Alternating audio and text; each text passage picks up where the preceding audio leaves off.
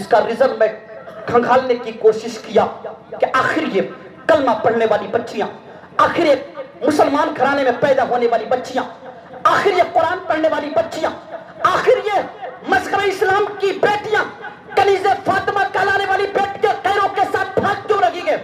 میں نے دو ریزن پایا، دو وجوہات پائے۔ پہلی ریزن یہ ہے کہ یا ان کے باپ کے پاس دینے کے لیے پیسے نہیں ہے، ان کے باپ کے پاس دینے کے لیے جہیز نہیں ہے، مجبوراً وہ بیٹیاں غیروں کے ساتھ بھاگ رہی ہے۔ اور دوسری وجہ یہ ہے کہ بیٹیاں کالج جاتی ہے، اسکول جاتی ہے، پڑھائی کے نام سے، ایجوکیشن کے نام سے، ان بیٹیوں کے ساتھ خیر بھی پڑھتے ہیں، آپ کے بیٹے اور بیٹیاں بھی پڑھتی ہیں، دوستیاں ہوتی ہیں، اور دوستیاں یہاں تک پہنچتی ہیں کہ آپ کے گھر کے دہلیز کو فلان کر کے وہ بیٹیاں غیر کے دہلیز تک پہنچ جاتی ہیں۔ اللہ اکبر۔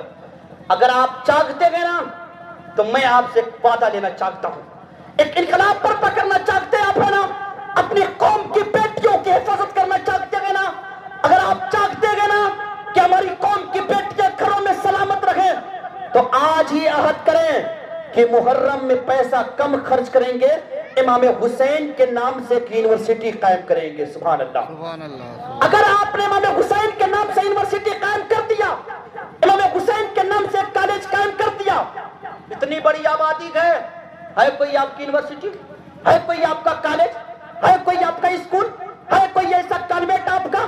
نہیں گئے۔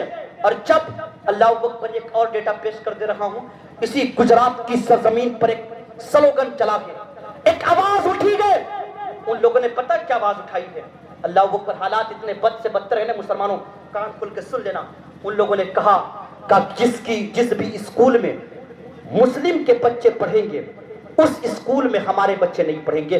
ان لوگوں نے احتجاج برپا کر کے اسکولوں کو یہ آویدن دیا ہے۔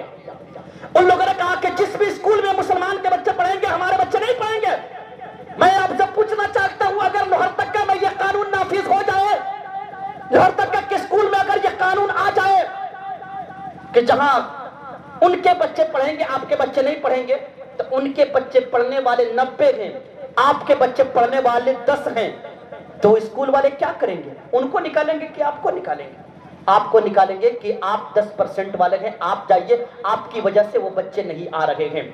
اگر اسکول سے آپ کو ڈراپ آؤٹ کروا دیا گیا، اگر اسکول سے آپ کو بھگا دیا گیا، اگر اسکول میں آپ کے بچوں کا ایڈمیشن نہیں لیا گیا، میں آپ سے پوچھنا چاہتا ہوں آپ کے پاس کوئی لاہیہ عمل ہے؟ میں آپ سے پوچھنا چاہتا ہوں آپ کے پاس کوئی دوسرا پلان ہے؟ میں آپ سے پوچھنا چاہتا ہوں کوئی آپ کے پاس کانوینٹ ہے؟ میں آپ سے پوچھنا چاہتا ہوں کوئی آپ کے پاس کالج ہے؟ نہیں ہے۔ اگر بچا کھوچا ایک دوگو ہے بھی نا تو لوگ اسی کو ٹانگ کھینچنے میں لگے رہتے ہیں کہ نہیں ہمیں ہمارے بچوں کو نہیں پڑھانا ہے۔ جہاں ہمارے بچے آرتی کر رہے ہیں وہاں آپ کو پڑھانا ہے، جہاں ہون کر رہے ہیں وہاں پڑھانا ہے، جہاں ٹیکا لگوایا جائے گا وہاں پڑھانا ہے۔ آپ کے بچوں کے ساتھ ایمان چھینے جا رہے ہیں اسکولوں میں۔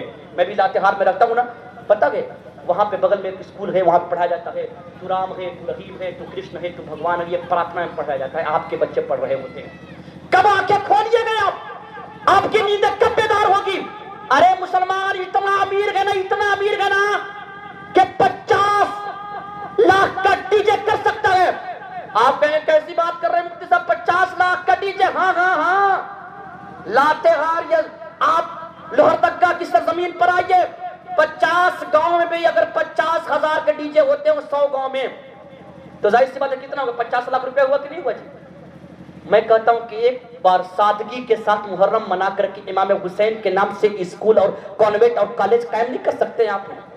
اگر ایک سال آپ نے اگر اس پہ ضبط کر لیا نا تو آنے والے نسلوں کے لیے، آنے والے بچوں کے مستقبل کے لیے، آنے والے بچوں کے فیوچر کے لیے ایسا انقلاب برپا ہوگا نا کہ آپ کے بچے بھی IAS بنیں گے، آپ کے بچے بھی IPS بنیں گے، آپ کے بچے بھی انجینئر بنیں گے، آپ کے بچے بھی ڈاکٹر بنیں گے، آپ کے بچے ہر محاذ پر نظر آئیں گے۔